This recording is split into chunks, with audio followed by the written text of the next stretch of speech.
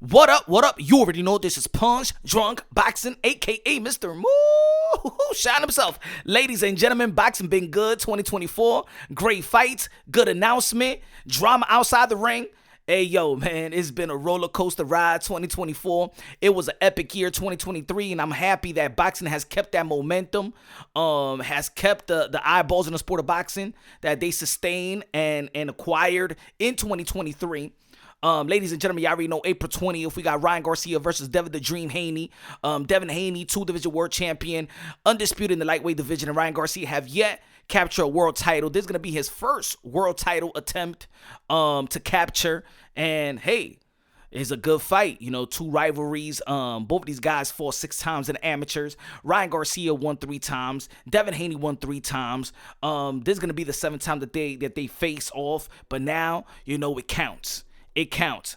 And to add to that, Ryan Garcia did give Devin Haney his last 8 count in the amateurs. So of course there is a lot of buzz with this fight. But of course, a lot of people's talking about Ryan Garcia and what he's been saying outside of the conversation between him and Devin the Dream Haney. You know, he's been saying things trying to expose the quote unquote the Illuminati, trying to expose, you know what I'm saying, the powers that be, the Hollywood community, the weirdo community. Yes. And to be honest, I support him. Yeah, I support him 100%. You know what? It takes balls. It takes testicular fortitude. It takes cojones to do and to say what Ryan Garcia is doing and saying, especially, you know, in his position as a relevant athlete. You know, a lot of people like to say things when they're not relevant anymore.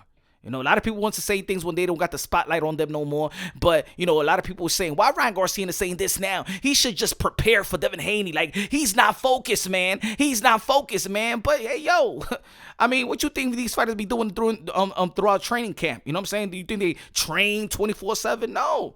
You know what I'm saying? They got their downtime, and maybe he voiced his opinion during his downtime. Oh, yo, you gotta get off social media. Well, everybody gotta get off social media. Everybody on social media then. Because on social media, you mean that means that you're not focused in your life, you're not focused on your kids, you're not focused in your job. No, sometimes you work and then you off work. Sometimes you in school and then you off school. You're doing homework, you're doing work, you taking care of your kids. Sometimes your kids fall asleep and you just want to be on your phone laying down and looking on social media and stuff like that, like a bunch of regular people. See, this the thing is that people feel like fighters ain't regular people. You know, a lot of people think that fighters is animals. A lot of people think that fighters is animals, right? And when we when fans be talking about these guys, you know, y'all could contradict yourself. You know what I'm saying? A lot of fans contradict yourself. Now, there's a lot of people that do support Ryan Garcia. There's a lot of people that be like, hey, yo, Ryan Garcia crazy. Ryan Garcia crazy. To be honest, man, I think the people that are crazy is the ones that keep their mouth shut. The ones that keep their mouth closed. Hey, yo, the boxing community, and put it this way, everybody in society that look at these athletes, you know, it's whack. They like to pick and choose who you want to talk, who could express their feelings, who could expose who. You know what I'm saying? I remember when one of the Fox, I forgot her name, one of the Fox journalists or correspondent, whatever you want to call it, told LeBron James, shut up and dribble. And there was a lot of people be like, how dare this woman say LeBron James just shut up and dribble? He's a human. He got a voice. Or you just look at him like an entertainer and just like dribble the ball and stuff like that. A lot of people ain't like that. And now some of the people in the boxing community just want Ryan Garcia to just shut up and punch. Shut up and punch, man. Shut up and just prepare. Shut up and just think about Devin the Dream Haney. You already know. Now, of course, and I know there's a little bit of legitimate to that because, of course, boxing is different from other sports. You know what I'm saying? In basketball, you know what I'm saying? You just got to put that ball in the hole. But in boxing, it's do or die, man. It's life or death. That's how dangerous boxing is. So I can understand there's got to be a level of focus when you go out there in preparation for battle. I understand that. But this guy been doing it for his whole life. You know, Ryan Garcia been fighting his whole life, you know? He started real young. Just like Devin the Dream Haney started real young. Okay? I support Ryan Garcia, and no, he's not crazy. For me, the people that are crazy are those that keep their mouth shut. If he's talking about that, save the kids. If he's talking about sex trafficking, if he's talking about child trafficking, child abuse and stuff like that, why is everybody saying that Ryan Garcia crazy? No, the people that's doing that to children are crazy. The people that know about it and are knowledgeable about it, those are the people that's crazy. It's not Ryan Garcia. Ryan Garcia is the one that got the cojones to speak up. Because he ain't afraid to lose endorsements. He ain't afraid to lose some friends that he met along the way when he became famous. We got this thing backwards, ladies and gentlemen.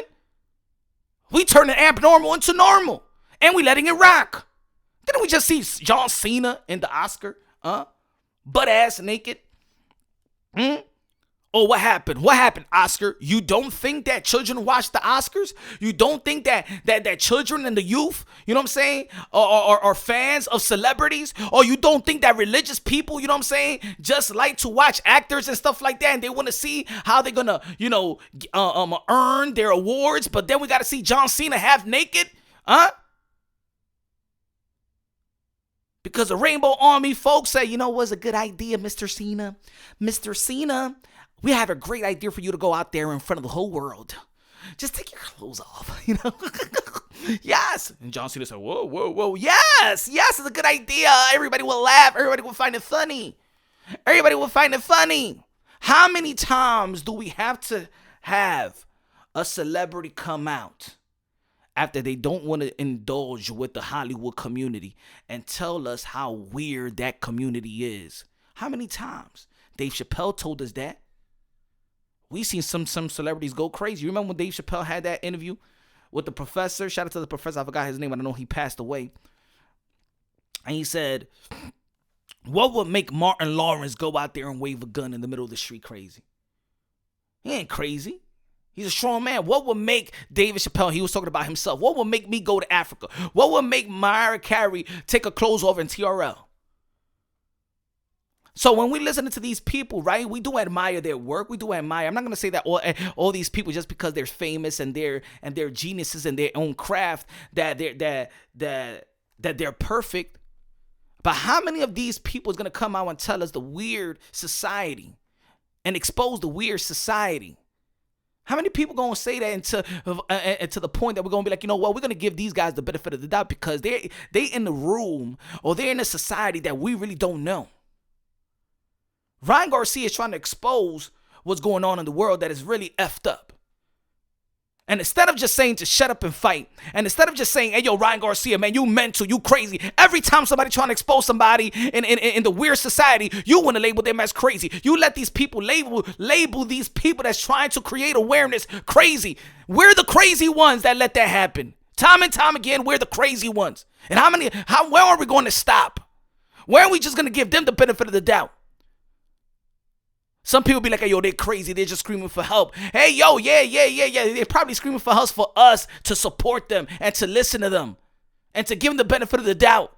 And because of our voices and our support, maybe us collectively, we will expose them. And maybe if us give them the benefit of the doubt and support, there would be more people like Ryan Garcia to have the balls and this particular fortitude to expose the wrong and to expose the evil and expose the weird. But we're like robots out here.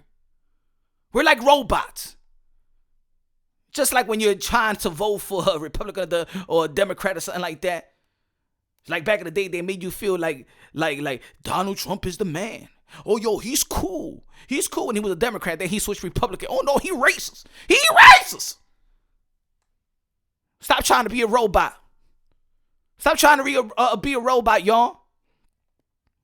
I believe that Ryan Garcia is very dedicated to this fight, April 20th, but he's also dedicated to create awareness. He's also dedicated to expose the wrong, the weird, because at the end of the day, that's more important. I understand some people just want to look, and I understand sport. And look, ladies and gentlemen, I'm not saying I'm right or wrong. All I'm speaking is unbiased, logically, and objectively. That's all. I'm not trying to say that I'm right. I'm not trying to say that I know it all.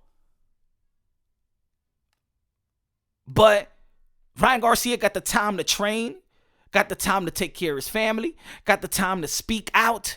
Let the man speak out. Why are we always trying to label these people crazy like we labeled Kanye West crazy when he was trying to say, man, they were trying to medicate me? Why don't we speak up? Why don't we hold the crazy people accountable?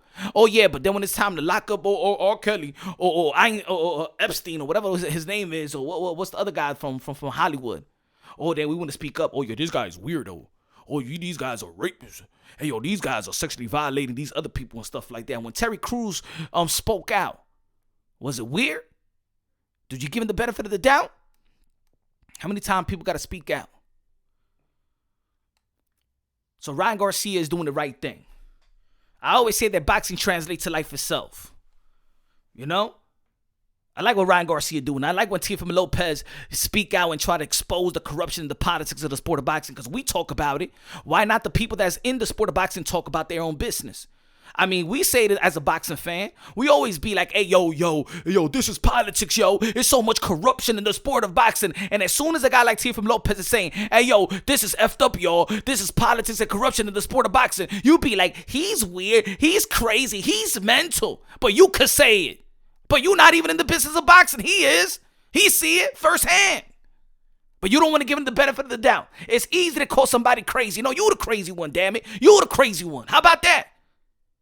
You think you know it all? You think you know more than Ryan Garcia and Teofimo Lopez in their own respective career? Like you in the negotiation room. We see it. Don't you think that Nick Ball got robbed? Don't you think that Barroso got robbed? With Rolly Romero? Don't you think that Jackson Martinez got robbed with Rolly Romero? Huh? Don't you think that Francis Ngannou got robbed with Tyson Fury? Huh? Now you gonna say that you know politics and corruption in the sport of boxing, but then when the boxers say it, he crazy? Come on, y'all. Come on, ladies and gentlemen. All I'm trying to say is let them speak. Every time an athlete want to talk about, and referred his belief and want to talk about Christ. You notice? Yeah. I believe in conspiracy theories as well. You notice when an athlete talk about Christ, all of a sudden they're crazy, or all of a sudden they can't do this and they can't do that when we was glorifying them.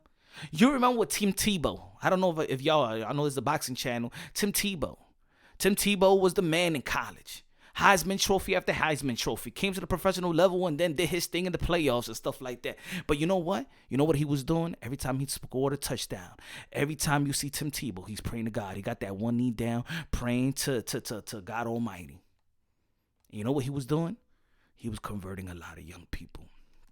He was converting a lot of young folks at a rapid all over the world. That, what was it? I think it was 2011, 2012. Tim Tebow was the most famous athlete. That was on the NFL side. Guess what? On the basketball side, there was a person named Linsanity. Jeremy Lin for the New York Knicks. That stepped up. Third string on the bench. Stepped up. And he started scorching team after team after team. And Insanity was growing. Look, I love the time Jeremy Lin was playing. I went to the Korean, to Bongchang. And anybody know that Korean restaurant in New York City, Bongchang? Every time that hey, yo, it was one game. I remember it was one day that every time Jeremy Lin scored, because they didn't think he was going to score a lot. So it was a thing about him scoring. You get a free shot. Oh, Lord, I was drunk. I was on that moonshine, baby. Every time he scored, you get a shot. Man, he scored 35 points. I already know how was that after the game. I was like, "Yo, tú sabes, my friend. I go like this. I remember the party and Tere Miling is shooting like this and making the basket and a very good. I want to go to party. I had work the next morning. Oh Lord, I almost got fired. But what I'm saying is that Jeremy Lin was also referring to Jesus Christ. Remember, he was doing the handshake with Laurie. I forgot his name. Damn. But he was doing a handshake, and he was always praising Jesus Christ. Just like Tim Tebow was praising Jesus Christ. And if you remember, Tim Tebow, the hype on Tim Tebow was all it was a phenomenon, a phenom. You know what I'm saying? Both of these guys at the same time. In the NBA, Jesus Christ was Everybody was talking about it. Everybody doing the handshake that Jeremy Lin was doing. And Team Tebow, everybody was doing the knee when they scored a touchdown. Everybody was mimicking them. But everybody had Jesus Christ, especially the youth. And they was converting. And then what happened? They said that Tim Tebow all of a sudden can't throw a football. All of a sudden, all the accolades. He got drafted. He won Heisman trophies. He passed over 300 yards versus Pittsburgh. And all of a sudden, this man can't throw a football. Really? All of a sudden, this guy can't throw a football. All of a sudden, nobody would really want to sign him after that. You know what I'm saying? It was his career in the NFL was ambiguity. Nobody really want to sign him. And then you remember when the Knicks didn't want to sign him as well. They didn't want to give him the money that he felt that he deserves, and then he signed with Houston. All of a sudden, all that Jesus Christ went out the window. My conspiracy thing is that they told Jeremy Lin, hey, yo, we're going to give you this $30 million or whatever $1 million they gave him. And, yo, just keep those gestures, those Jesus Christ gestures, and please just put it in the back burner, please. And then Jeremy Lin was not doing that. He was not talking about Jesus Christ like he was one of the New York Knicks. All of a sudden, Jeremy Lin is in the NBA. Right? All of a sudden, Ryan Garcia is crazy. Because in the midst of what he's saying, he's also saying, pray to God. Jesus Christ is everything. Jesus Christ is Lord, right? And look, even me, I'm saying Jesus Christ in this podcast. Guess what? It's going to be a limited monetized on this podcast right now. Because they don't want you because like I told Teofimo Lopez in the interview that I had with Teofimo Lopez, let me play what Teofimo Lopez said in the interview and what Ryan Garcia said, that has got people going, thinking that they're crazy and stuff like that. Check this out. It's pretty fucked up, man. It really is. It's a fucked up world we live in, guys. However, I'm not in fear of my life. I'll say that. But I am. If we want to be logistic and legal, I am always terrified and in fear of my life. Let's just keep it that way. Is that now because you have a son, and now more so than ever? Yeah, more so than ever, because I need him to. He's in that next generation that they're trying to sabotage and brainwash into believing that the LGBTQ and all that is the right way to go. People are just having gender mixtures, emotions. That's all it is. Of course. Society trying to eliminate God. Little by little. And when they hear you talk about God, that's when they be like, what's he saying? Because they don't want you to mention God. The global industry of human trafficking, including child sex trafficking, is estimated to be worth $150 billion annually. That's crazy. I mean, it's about time we start paying attention for the children. Where we live, where I live, the U.S. is the number one nation in the world for consuming child sex material. Jesus said it best. He said to his disciples, he said they hated me before they hated you. True. In the scriptures and everything, they even show when they talk about and when they decided a guy that raped kids, women, murdered people, and then they had Jesus, who didn't do anything but give the word of his almighty Father, his Father, and was spreading love and showing them his own true magic that he has. That's not magic, but his true powers that it be. Yeah. And they chose the rapist. They chose the guy that does murder over Jesus. Yep. To get him content. Albara, something like that. Barbara. To get him condemned. Mm-hmm. To have him condemned. That's crazy. Then, ladies and gentlemen, we live in hell.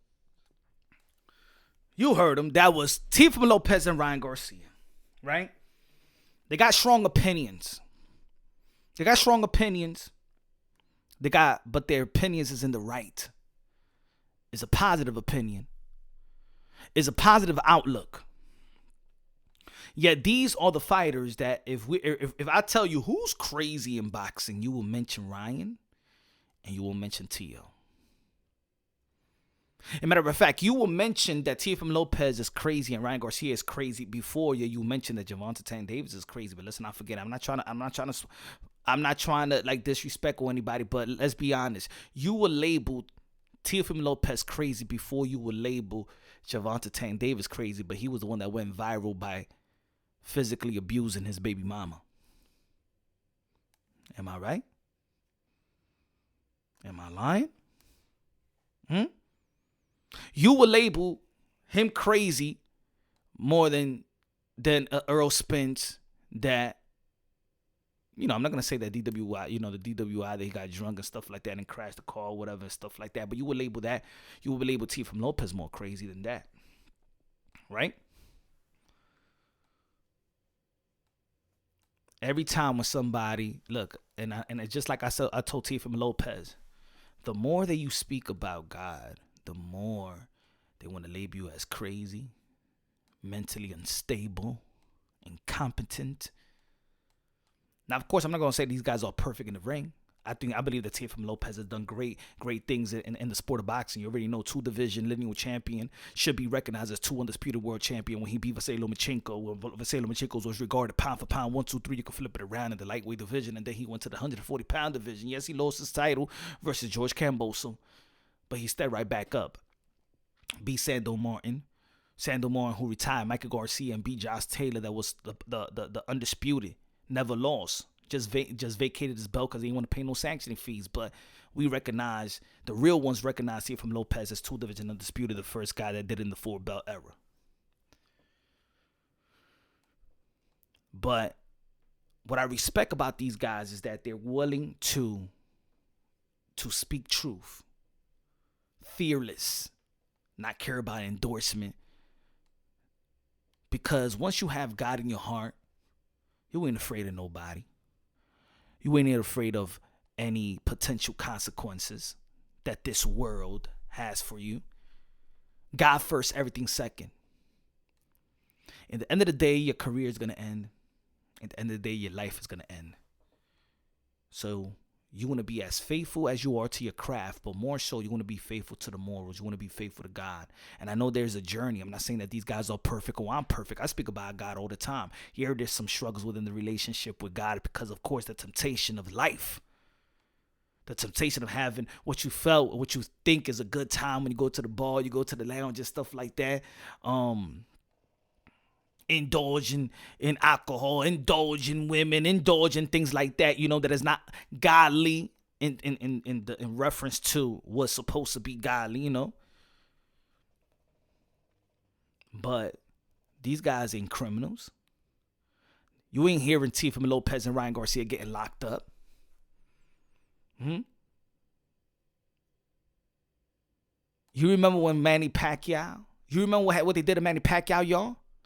When Manny Pacquiao had an endorsement by Nike, and then they asked him a question about same-sex marriage, and then he told them basically that, he believed in the Bible, and in the Bible we already know, basically, paraphrasing,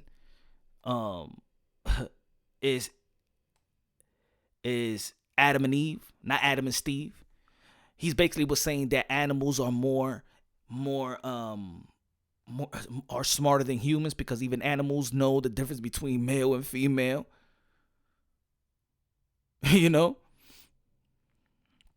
they took his endorsement away. Nike took his endorsement away. How many times have Nike endorsed a boxer? Just Manny Pacquiao, the 8-division world champion, 5-time lineal, 12-time world champion, the ambassador, the senator, the humanitarian, the greatest karaoke singer of them all, the GOAT, Manny Pacquiao. He disrespected Manny Pacquiao. The only thing I didn't like when Manny Pacquiao did was actually apologize, because don't apologize, Manny Pacquiao. 10 toes down when it comes to the Lord. Don't you apologize, Manny Pacquiao, because the Lord knows that you're right. The Lord knows that you're faithful. The Lord knows that your heart is in the right place. Amen, amen. Don't make me preach up in here. I am the pastor de boxeo. But that's all I got to say about that in this episode. But let's talk about strategic Devin the Dream Haney versus Ryan Garcia. I believe that both of these guys know each other very, very well. The momentum of Devin the Dream Haney is very, very good. You got to shout out Bill Haney for being manager of the year 2023. Has put himself and his son in position in the sport of boxing that's really hard to do. The way that Bill Haney has done it untraditionally, but he's done it very, very well. Trailblazer. Any parent that got their sons in this sport, learn the business of boxing just like Bill Haney. Devin Haney's been blessed to be at the right place at the right time. Sometimes everything is not about skills, but it's also the right place at the right time, who you know. Remember, Devin the Dream Haney, he got elevated as world champion without being anybody when Vasily Lomachenko was elevated as franchise champion. So he put himself in position with the right place at the right time. And then Teofimo Lopez lost to George Kambosos. And then George Kambosos wanted to fight Lomachenko, but Lomachenko had to go to that war with the Ukraine and Russia. And then George Kambosos said, okay, let me fight Devin the Dream Haney. Right place at the right time. Devin Haney get the fight, signed the contract, went to Australia, and then beat George Kambosos, became a lightweight undisputed world champion. Right place at the right time. Then he fights Vasily Lomachenko. That was Teofimo Lopez's best win at the time. He beats Vasily Lomachenko, in which a lot of people felt like it was controversial, and a lot of people felt that Vasily Lomachenko did beat Devin the Dream Haney that was throwing Pepsis and stuff like that. Budweiser cans at Bill Haney when they walk out the arena and stuff like that. But in the end of the day, in the resume, he won. Right place at the right time. And then he moved up and fight Regis Prograis. Right place at the right time. Became a 2-division world champion. Ryan Garcia gave us the most lucrative fight of the year, 2023, when he went and signed to fight Gervonta Tan Davis and accepted the rehydration clause and accepted the catchway and accepted not to fight. You know what I'm saying? All these stipulations he had to sign up for, and he got knocked out, got stopped, but also brought the most lucrative fight in 2023. Shout out to Al Heyman, PBC, Golden Boy Promotions, Oscar De La Hoya. And both teams as that. TGB, everybody. Showtime as well. Steven Espinosa. Showtime is not here anymore, but we got Amazon Prime. Ryan Garcia's fight with Gervonta Tan Davis was more for boxing than really themselves. Because what boxing did need is to captivate the imaginations and the emotions of the boxing fans. And it actually did. Whether you was a fan of Gervonta Tan Davis or Ryan Garcia, everybody was invested in this fight. The boxing world, the outside world was invested in this fight. And I gotta give thanks. We gotta give thanks to Gervonta Tan Davis and Ryan Garcia, because those eyeballs has sustained itself in the boxing community. And this is why this Devin Haney and Ryan Garcia fight is gonna be good. It had great momentum. It led to the Teofimo Lopez versus Josh Taylor. It led to the Terrence Bud Crawford versus Earl the True Spence, the fight that we've been waiting for. And that fight was supposed to be the number one fight in the sport of boxing, and that barely did half of what Gervonta Tan Davis not even did half. They did half or below that than what Gervonta Tan Davis and Ryan Garcia did. Ryan Garcia could tap into an audience that a lot of people in the sport of boxing can't tap into. Ryan Garcia is just as valuable as a champion in the sport of boxing. Whether he's a champion or not, he's just as valuable, probably more valuable than other champions, because he could bring up these type of eyeballs. And when you bring these type of eyeballs, you bring in the type of money. So you got to give a lot of credit to Ryan Garcia, because you may capitalize of what the eyeballs that Ryan Garcia has brought into the sport of boxing, whether you're a fan or not. But that's going to be a good fight. I think it's safe to say that Devin the Dream Haney may be the favorite to this fight, because, of course, Devin Haney got great momentum, like I just mentioned. Devin Haney is more sure of himself. Devin Haney and his power has increased now that he moved up to the 140 pound. He displayed that power versus Regis Prograis.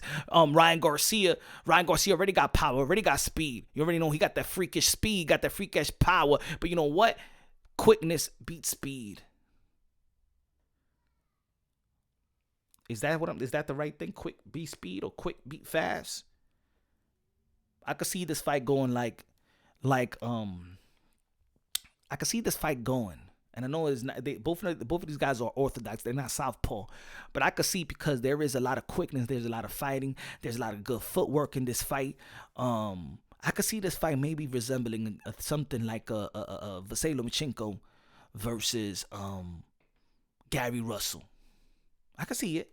I could see this fight resembling something like that, in terms of, we're gonna see some quickness, we're gonna see some speed and stuff like that. But quickness beats speed, and some of the footwork that Devin the Dream Haney does display. And I think that Devin Haney's just a little bit more sure of himself than Ryan Garcia. We've seen Ryan Garcia display the California roll, something that Derrick James doesn't teach. So you could tell that he was out there doing things off the fly. But at the end of the day, he did stop Oscar Duarte Jr.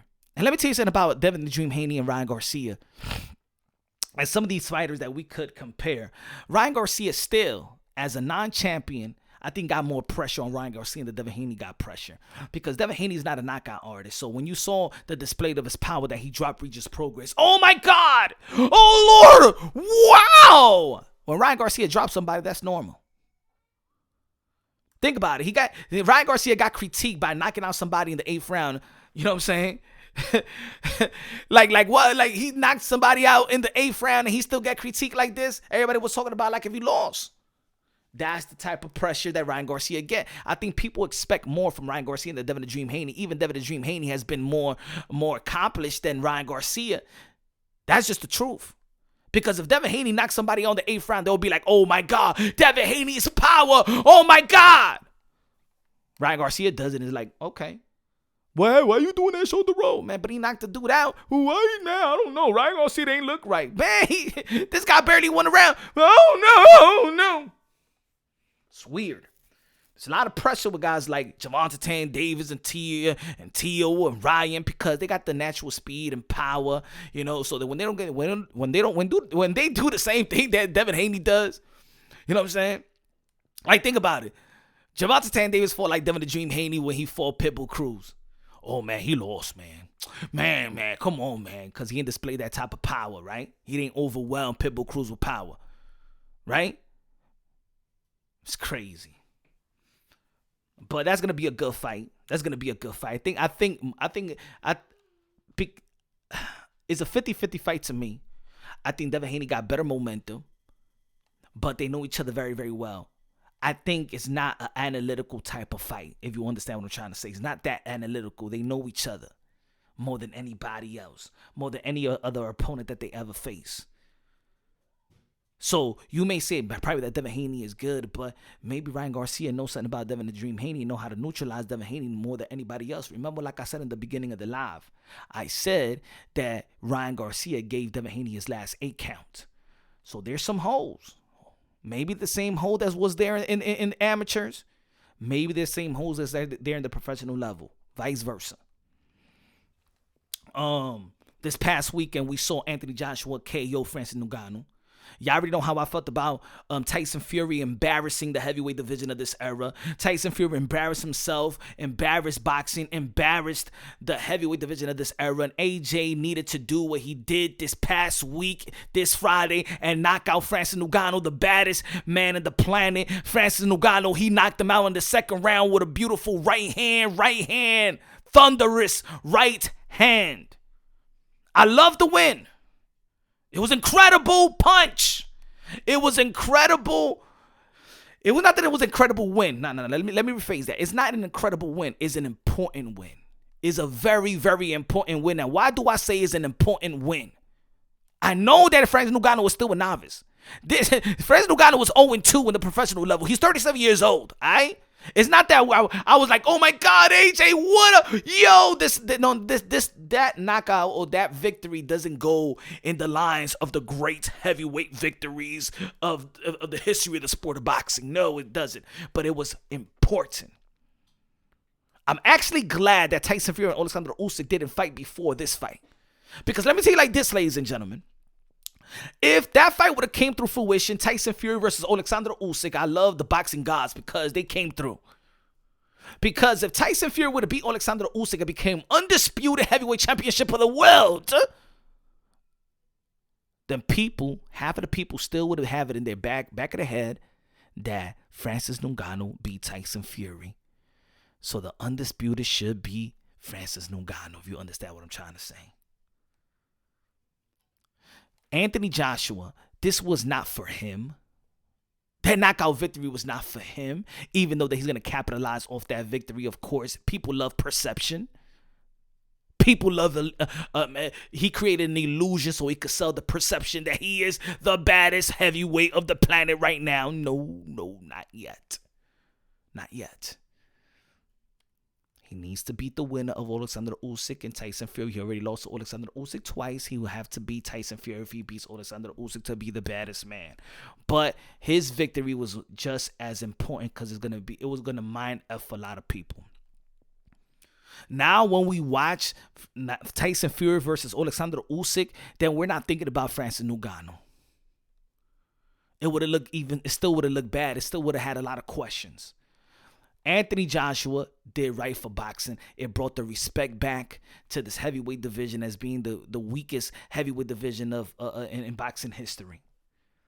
Because that's how much Tyson Fury did embarrass it. Because a lot of people felt that Tyson Fury was the number one heavyweight champion of the world. And not only was people saying that he's the best heavyweight of this era, they were trying to say that Tyson Fury could transition to any heavyweight era and be the best in that era. Talking about in reference to Mike Tyson, Larry Holmes, Muhammad Ali, George Foreman, Joe Frazier, Jack Johnson, Joe Louis, Rocky Marciano, etc., etc. Anthony Joshua needed to do what he needed to do just to save face, to save this era of heavyweight from further embarrassment. And he did it the way he needed to do it and knocked Francis Ngannou out, even though that I feel that Francis Ngannou is good for boxing. He showed enough in the Tyson Fury fight that, you know what? He got a good story. He's dedicated to the sport. In the end of the day, this is heavyweight championship bout. One punch could change everything, right? That's what they say. That's what they say. I see people come back from a knockout like that. Let's not forget that Rahman knocked out Lennox Lewis and he came back and beat Rahman. It can happen. Let's not forget that Andy Ruiz beat Anthony Joshua and beat him from pillar to post out here in Madison Square Garden. And then in the rematch, Anthony Joshua beat Andy Ruiz.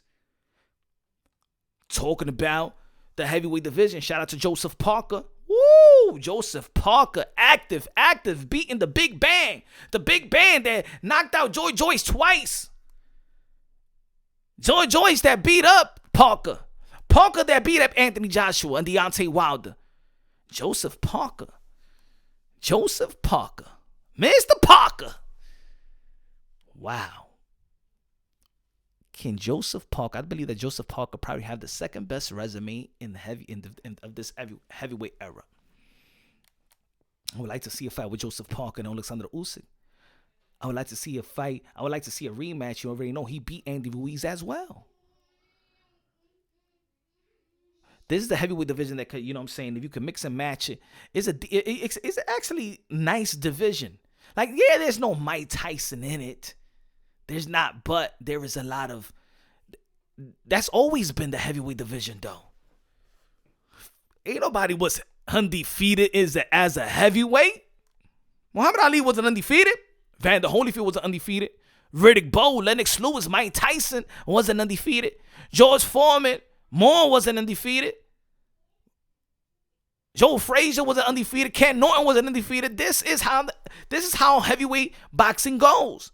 I think that people need to just support it more and stop trying to kill fights, because I think that's one of the points that I see now as a boxing fan. There's a lot of people that want to kill fights instead of trying to build the fight, try to support the fight. Yo, Deontay Wilder should retire. No, Deontay Wilder should fight Anthony Joshua. Well, I don't know what Andy Ruiz is doing. Well, Andy Ruiz should fight Joseph Parker in a rematch. That could be good. As a matter of fact, I'm all for Andy Ruiz and Anthony Joshua trilogy. I'm all for that. I'm cool with that. I mean, look, he could get his get. He got his get back, right? But it wasn't in the type of form that Andy Ruiz beat Anthony Joshua. If we could get a trilogy from Tyson Fury and Deontay Wilder, I think we could get a trilogy with Andy Ruiz and Anthony Joshua. I know that he has a lot of momentum and he's seeking the winner of Tyson Fury and Alexander Usyk, but we already seen the Alexander Usyk fight with Anthony Joshua. How about Deontay Wilder versus Alexander Usyk? There is a lot of fight in the heavyweight division that can mix and match it, just like in 154, just like in 140, just like in 135. I love where boxing is at right now because, and shout out to Bam Rodriguez and Juan Francisco Estrada. They closing on the deal. That's going to be an epic fight. That's what I feel like Bam Rodriguez actually need in his resume. Yo, that fight, yo. I would love to imagine that was the co-main event. Imagine, folks. Oh my God. If that was the co-main event to Canelo Alvarez versus Jaime Munguia. And we're going to be talking about that in the next episode, because a lot of people were saying, remember when Canelo Alvarez said that he doesn't want to face Mexican fighters, but now he's facing a Mexican fighter, but now people was like, but you ain't fight David Benavidez. So was that critique, and that was a smear campaign on Canelo Alvarez just to shame him to fight David Benavidez, and you wasn't even worried about Jaime Munguia? He's doing actually what I shame him from not doing, right? He turned, he's fighting a Mexican fighter. You still mad? And there was another narrative before. Oh, Canelo Alvarez is only be fighting Euro bums. He don't want to fight the slick American fighter. All right, he was about to face Jamal Charlo, but then y'all was mad about that. Damn, y'all so mad at Canelo Alvarez. Canelo Alvarez got to cover 5 grounds. Okay, I heard that Canelo Alvarez need to face Bud Crawford. Canelo Alvarez he already beat the undisputed 154-pound king in Jamal Charlo. He needed to face Jamal Charlo. Needed to face David Benavidez. He needed to get his get back versus Bivol, Dimitri Bivol in 175. So he got to cover 5 divisions: 147, 154, 160, 168, 175. God damn, jeez. Give the man a break a little bit. I know we want to see Canelo Alvarez. I know he's the king. I know he's King Nello, a.k.a. Cartelo, a.k.a. Cash Nello, a.k.a. Payday, a.k.a. get the fuck out of here, man. I understand that, but sheesh. I ain't never seen nobody that needed to cover 5 grounds. We ain't never asked Flo Mayweather to go out there and fight Andre Ward. Move 3 division up and go to the 168 and fight Andre Ward. We ain't asked him to do that. Come on now. But look, the heavyweight division is good. It's great. I never seen I think we're living in a great boxing time. I know people always want to shame this boxing, the president of boxing, to the past. Oh, I want these fighters to fight like back in the days. But look, to be honest, man, I never seen a talent pool like this. A talent pool like this. Before, back in the days, it just the glamour division just was the heavyweight division, the middleweight division, welterweight, and lightweight. But now we could see the 140-pound division is probably the best division in the sport of boxing. 154 is stacked up. I mean, Bud Crawford, rumor says that he's going to be fighting Chris Eubank Jr. Should have fought Jamal Charlo in 154. That's a stacked division. 135 is a stacked division. Bam Rodriguez is going to be fighting Francisco Estrada. That's a stacked division, with good talent pool, with the guys of Rumvasad and Cuadras and stuff like that, and the Maloneys. And it's a good fight. The 130-pound division is looking kind of good.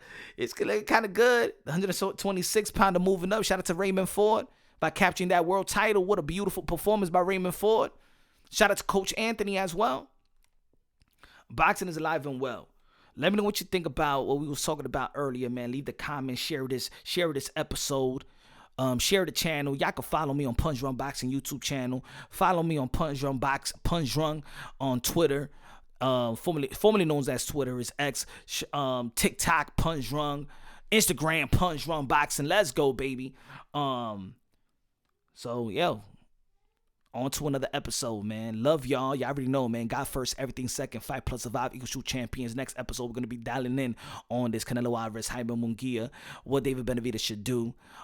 Cinco de Mayo. This spring and summer is going to be heating up in the sport of boxing. Like I said in the beginning, boxing is alive and well. 2023 was beautiful. 2024 is beginning to look as sexy as 2023. So yeah, man, God first, everything second. Fight plus survive equals true champions. The best investment you can make in your life is have God in your heart, build that relationship, finance your way to the sport, and I'm talking morally, finance your way to the kingdom of heaven and stuff like that. When I'm talking about finance, I'm talking about don't lease it. Own it. Own it. Love y'all. God bless. And on to the next.